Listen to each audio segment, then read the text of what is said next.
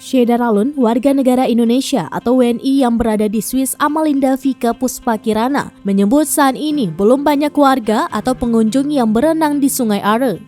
Linda yang merupakan tour guide atau pemandu wisata di sana menyebut suhu udara dan air di Sungai Are masih dingin. Swiss saat ini disebutnya masih berada di musim semi dan baru akan memasuki musim panas. Kepada tribunnews.com, Linda menyebut dinginnya air di Sungai Are saat ini seperti air kulkas.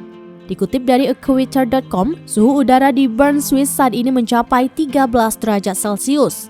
Linda menyebut Swiss baru akan memasuki musim panas pada akhir Juni atau awal Juli tahun ini. Linda juga mengungkapkan Sungai Are di kota Bern menjadi salah satu destinasi favorit wisatawan. Namun selama menjadi tour guide di sana, ia belum pernah mengantar wisatawan berenang di Sungai Are. Linda yang sudah 4 tahun tinggal di Swiss menyebut masyarakat di sana memiliki tradisi untuk berenang di Sungai Are. Adapun untuk aspek keselamatan Sungai Are, Linda menilai hal tersebut sudah diterapkan secara bagus. Sungai Are sudah dilengkapi fasilitas seperti loker untuk menyimpan barang pengunjung, kran shower untuk membilas tubuh hingga ban karet di sejumlah titik di pinggir sungai. Ada pula papan informasi seperti suhu air dan suhu udara di Sungai Are saat itu.